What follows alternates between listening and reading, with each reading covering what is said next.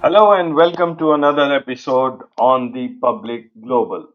I am Ajay Prakash. In today's episode, I am going to talk about a very well known public figure, Dhananjay Y. Chandrachud, former Chief Justice of India, who served as the 50th Chief Justice of India from 9th November 2022 to 10th November 2024. Prior to that, he was appointed a judge of the Supreme Court of India in May 2016. Among the many important positions which Justice Chandrachud held prior to joining the Supreme Court was as the Additional Solicitor General for the Union of India and, more importantly, as the Chief Justice of the Allahabad High Court. He is extremely well educated, coming from St. Stephen's College, Delhi, then a bachelor degree in law from Delhi University, master's from Harvard, and then went on to do his doctorate in juridical sciences from Harvard. Justice Chandrachud still remains a newsmaker, probably just because that many people want to know what was the reason behind the many judgments which came out from the Supreme Court during his tenure. Now, since he has retired, I think it's time for us to now dissect all his judgments which he made as the Chief Justice of India. After his retirement, it appears that Justice Chandrachud is the most sought after personality as far as TV shows goes. He has been keeping himself busy by giving interviews on various channels. I'm going to talk about one such interview which was given by him to Navika Kumar on the Times Now. As a pleasant surprise and a diversion from the normal conventions that Times Now is expected to follow, Navika Kumar for once did ask some unpleasant questions to Justice Chandrachud. If you haven't done so till yet, I do recommend that you watch that interview on Times Now. One question she asked was regarding the Ayodhya judgment, where a five-judge bench, which included the then Chief Justice Ranjan Gogoi, Ashok Bhushan, Sharad Bobde, Justice Chandrachud himself, and Justice Abdul Nazir. Just to recap what the verdict was, the five judges delivered this verdict in which the disputed site was handed over to the Hindus, despite the court agreeing with all the arguments of Muslims claiming right over the then disputed land. The bench also maintained that Muslims were deprived of their 450-year-old mosque and ordered the government to allot a prominent and suitable 5-acre plot to them to build a mosque. Needless to mention that Justice Gogoi later on went on to become a Rajya Sabha member. The question was not so much regarding the verdict, rather, the question was about the manner in which the verdict was delivered. The Ayodhya case verdict was delivered unanimously by these five judges, but no author of the judgment was declared. Now, that goes against the conventions of the Supreme Court. Even if there are multiple judges in a bench, there is one or two people who are declared as the author of the judgment. In this case, there was no author of the judgment, and that was the question Navika Kumar asked Justice Chandrachud. To this question, Justice Chandrachud replied that since all the five judges had signed that judgment, they all stood by the judgment.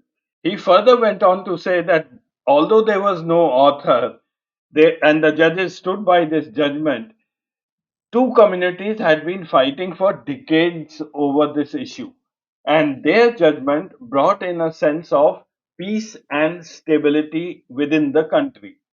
Navika Kumar then went on to ask Justice Chandrachud that many in the country feel that because of the Ayodhya judgment, many groups within the country have got emboldened and have been asking the authorities to dig up several Muslim sites, religious sites, saying that there is some Hindu structure below that site. Justice Chandrachud, in his normal style, evaded the question and said that since the Supreme Court is now seized of the matter, let's wait as to what the Supreme Court decides. An interim judgment has already been passed by the Supreme Court. So that now brings me to today's topic of discussion, judicial evasion. I found this term on internet and it's a rather interesting term where the judges don't take a position. Instead, they either give a judgment which is totally different from what was asked to them, or don't address the issue at all and keep the case pending for years together. I recommend that you go and read this blog of Gautam Bhatia. I've given the link here. I'll also leave it in the description. All the world is a stage on the legacy of Chief Justice D.Y. Chandrachud. So the Ayodhya case verdict is just one example of judicial evasion, where the judgment was contrary to all the evidence which was gathered, and then five judges sat and someone wrote the judgment and they gave the verdict, but no one authored that judgment.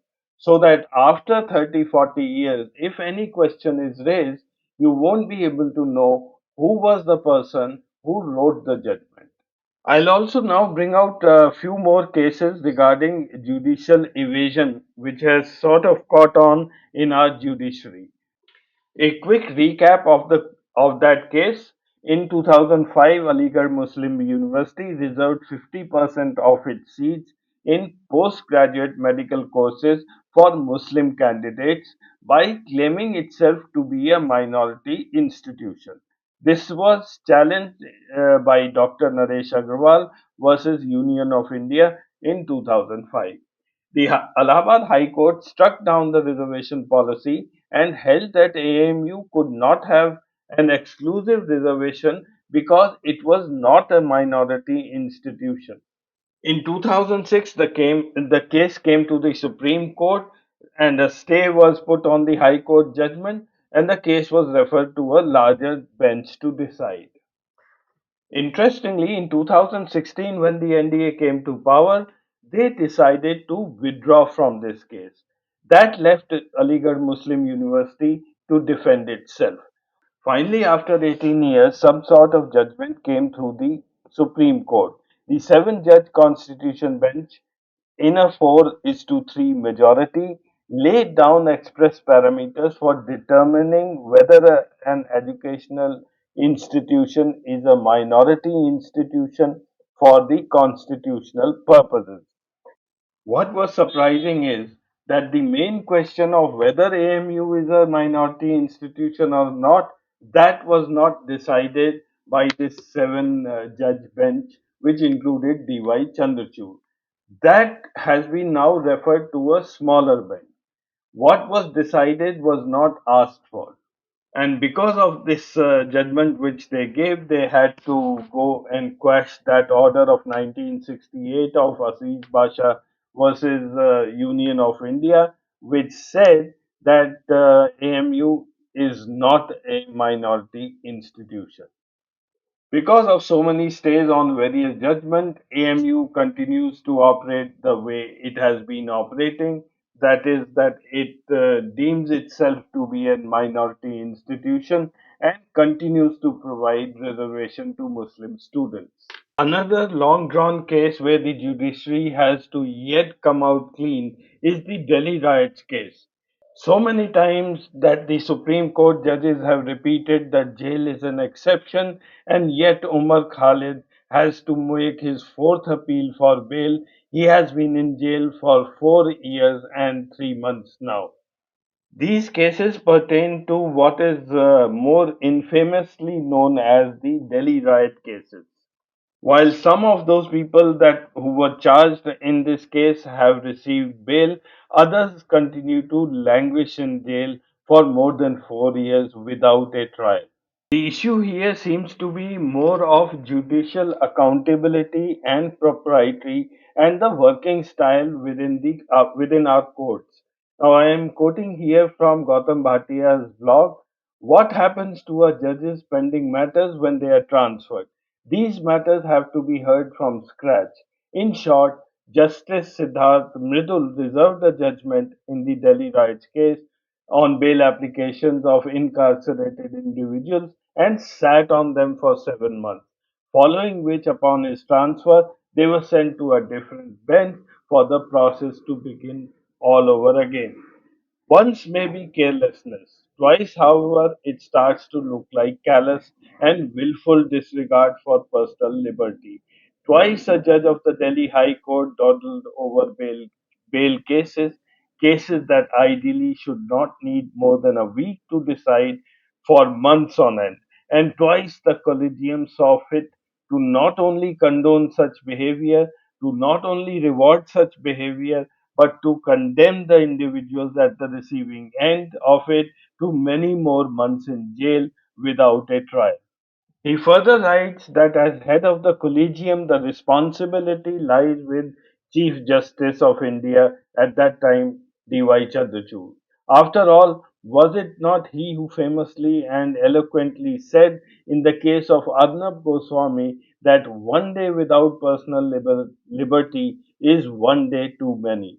But not, it seems, for the individuals jailed in the Delhi riots case, where the days may come and the weeks and the months and the years, but it is still not too much. The third and the last example that today I'll take up regarding judicial evasion is another very famous case of the money bills. When the NDA government passed in a few laws bypassing the Rajya Sabha because it did not have majority in the Rajya Sabha at that point of time. In this particular case, which I am going to quote, Justice D.Y. Chandrachud was the lone dissenter. And yet, when he became the Chief Justice of India, he did nothing to rectify the mistakes of the past. If you may recall, in March 2016, something unusual occurred in the Indian Republic. A bill that has widespread social and economic ramifications and contains a set of rules that would have far ranging consequences on the lives of, at that time, 1.3 billion Indians, was approved by the Sabha after bypassing the Rajya Sabha. Masquerading as a money bill, the Narendra Modi government was able to safely steer the Aadhaar bill, as it was known, in 2016 through the shoals of parliamentary debate in a shrewd strategy that has left the opposition fuming. The Aadhaar Act was classified as a money bill, which led to widespread controversy. In 2018, the Supreme Court upheld the constitutionality of the Aadhaar law with the majority ruling that the Act's main aim was to provide subsidies and benefits which involve expenditure from the Consolidated Fund of India and therefore qualified it to be passed as a money bill. However, Justice D.Y. Chandrachud dissented, observing that the use of the money bill route in this case was an abuse of the constitutional process. And it was not only the Aadhaar Act of 2016, the Finance Act 2017 and the Prevention of Money Laundering Act PMLA amendments were also passed as money bills. Although the Supreme Court upheld the legality of these amendments, it left the question whether they should have been passed as money bills to the seven judge bench. The broad powers granted through these amendments raised concerns about the potential misuse and the bypassing of legislative scrutiny. Now, the contradiction with itself is very easy to note here. The Supreme Court, on one side, having allowed the Aadhaar Act and the Finance Act, as well as the PMLA Act as money bills, and yet it says that the key issue has to be addressed by a larger bench. It did not go back and strike down those bills as having been passed unconstitutionally. The status on date remains that the seven judge bench has yet to address the key issue about what constitutes a valid money bill impacting subsequent legislations. and the court has avoided resolving the money bill question in cases related to the ED's power and electoral laws, awaiting a larger bench's decision. Justice Chandrachud had himself dissented to the money bill judgment, and when he becomes the CJI, the case is still open, still yet to be decided. The seven judge bench has not been formed.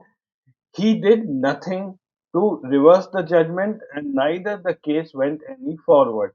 As a result, the ED went on using its so called powers which it had gained through the amendment, and the BJP gained politically. Under Justice D.Y. Chandrachud, I can quote several more such cases. You may recollect the Maharashtra Assembly case, where he went on to say that it was unconstitutional the way the governor had behaved, and yet he did nothing to rectify the issue. Similar was the case in the electoral bond. He said the money collected was illegal and he stopped that scheme, but he did nothing to go and punish the guilty. So, in my opinion, I think Justice D.Y. Chandrachud has proved many times over that he is a master in judicial evasion.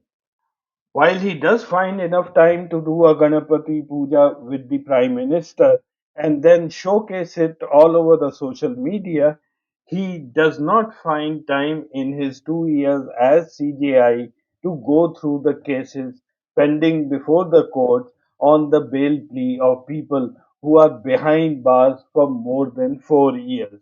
So, in his words, once again, I repeat, one day loss of liberty is one day too many. But that in D.Y. Chandrachud's case may be true for Paul, but it is definitely not true for Peter. Thank you for watching. We will like your comments on this episode. And just in case you haven't subscribed to our channel, please do go ahead and subscribe and like the episode, share it with your friends. Thank you.